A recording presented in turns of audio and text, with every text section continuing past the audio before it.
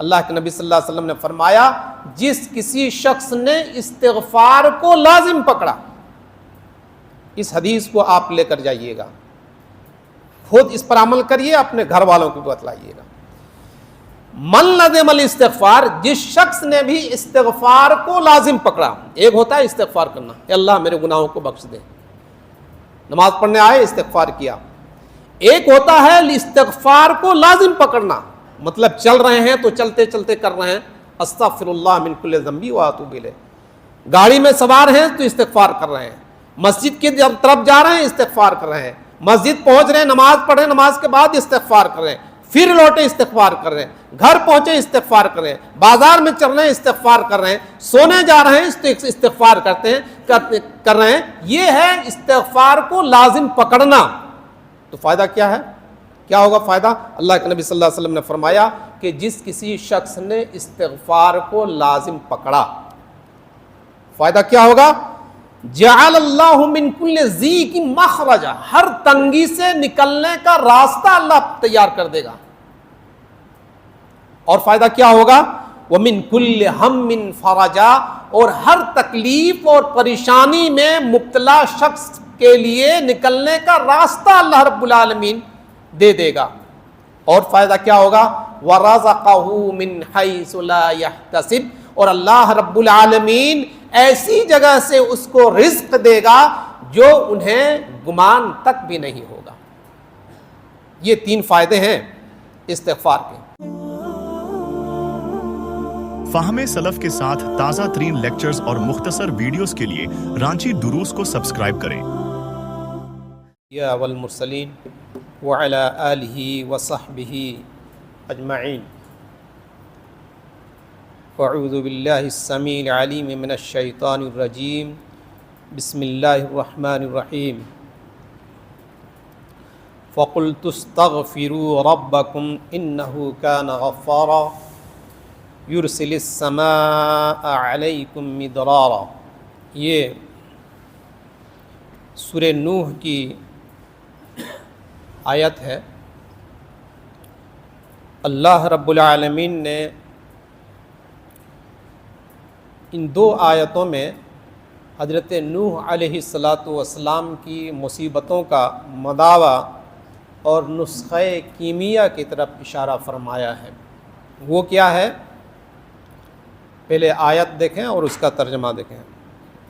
اللہ رب العالمین نے حضرت نوح علیہ السلام کی قول کو نقل کیا اور کہا کہ حضرت نوح علیہ السلام نے کہا ثم انی دعوتہم جہارا، کہ میں نے اپنی قوم کو اعلانیہ طور پر توحید کی دعوت دی، ثم انی اعلنت لہم واسررت لہم اسرارا، جہری اور اعلانیہ، انفرادی اجتماعی ہر اعتبار سے توحید کی دعوت دی۔ اس کے بعد اللہ سبحانہ وتعالی فرماتا ہے کہ حضرت نوح علیہ السلام نے اپنی قوم کے لوگوں کو کہا کہ میں نے کہا، یعنی حضرت نوح علیہ السلام نے کہا اپنی قوم کے لوگوں کو کہ اپنے رب سے استغفار کرو، انہ کان غفارا، کیونکہ وہ بڑا بخشنے والا، گناہوں کا معاف کرنے والا ہے۔ فائدہ یہ۔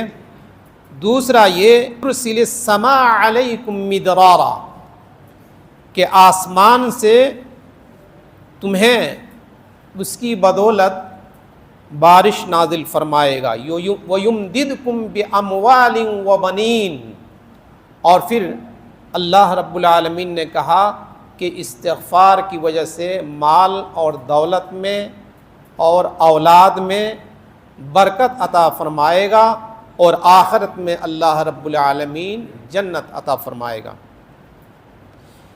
یہاں پر اللہ سبحانہ وتعالی نے استغفار کی فضیلت کی طرف اشارہ فرمایا ہے۔ 2 باتیں ہیں۔ جب بھی ہم کسی سے بات کرتے ہیں تو کہتے ہیں اللہ سے توبہ اور استغفار کریے۔ کوئی غلطی ہو جائے، خطا ہو جائے، گناہ ہو جائے،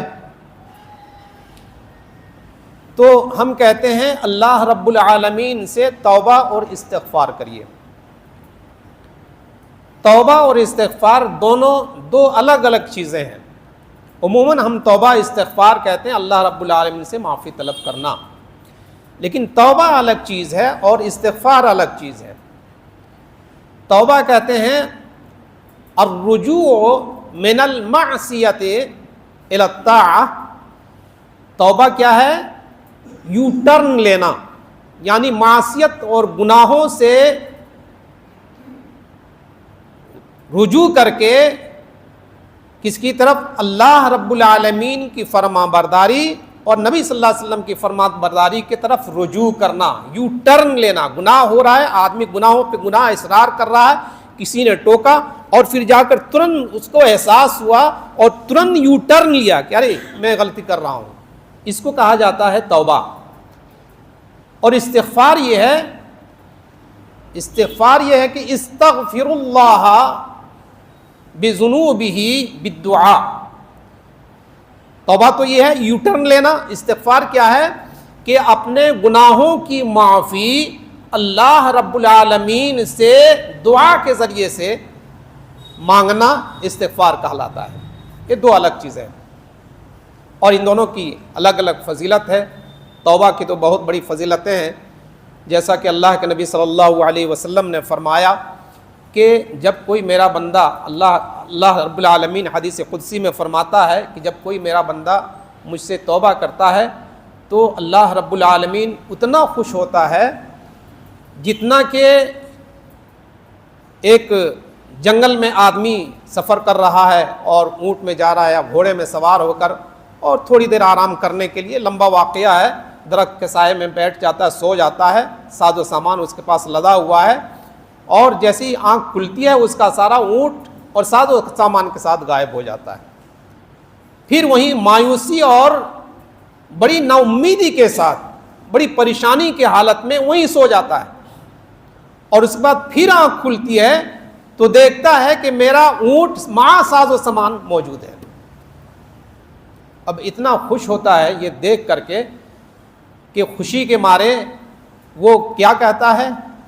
یا اللہ انت عبدی وانا ربک۔ خوشی میں کہتا ہے اے اللہ تو میرا بندہ ہے، میں تیرا رب ہوں۔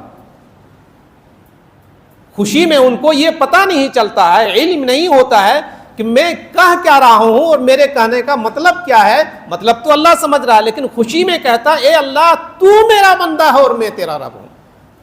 اللہ رب العالمین کہتا ہے کہ جب میرا بندہ مجھ سے اپنے گناہوں سے توبہ کرتا ہے، رجوع کرتا ہے، تو میں اس سے کہیں زیادہ خوش ہوتا ہوں، جس طرح خوشی میں اس نے اللہ کی عبودیت، اللہ کی ربوبیت اور بندگی کی طرف جو ہے نا فرق نہیں کیا، اور فرق کیا تو کہا کہ میں تیرا رب اور تو میرا بندہ ہے، خوشی میں کہہ ڈالتا ہے، اس سے کہیں زیادہ اللہ رب العالمین خوش ہوتا ہے۔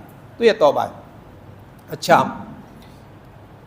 اللہ کے نبی صلی اللہ علیہ وسلم نے، ابو داؤد کی حدیث ہے، روایت فرمایا حضرت عبداللہ ابن عباس رضی اللہ تعالی عنہ، وہ فرماتے ہیں کہ قال رسول اللہ صلی اللہ علیہ وسلم لازم الاستغفار۔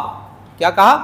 کہ اللہ کے رسول حضرت عبداللہ ابن عباس رضی اللہ تعالی عنہ ارشاد فرماتے ہیں کہ اللہ کے نبی صلی اللہ علیہ وسلم نے ارشاد فرمایا کہ من لازم الاستغفار جعل اللہ من کل ضیق مخرجا ومن کل ہم فرجا ورزقہ من حیث لا یحتسب۔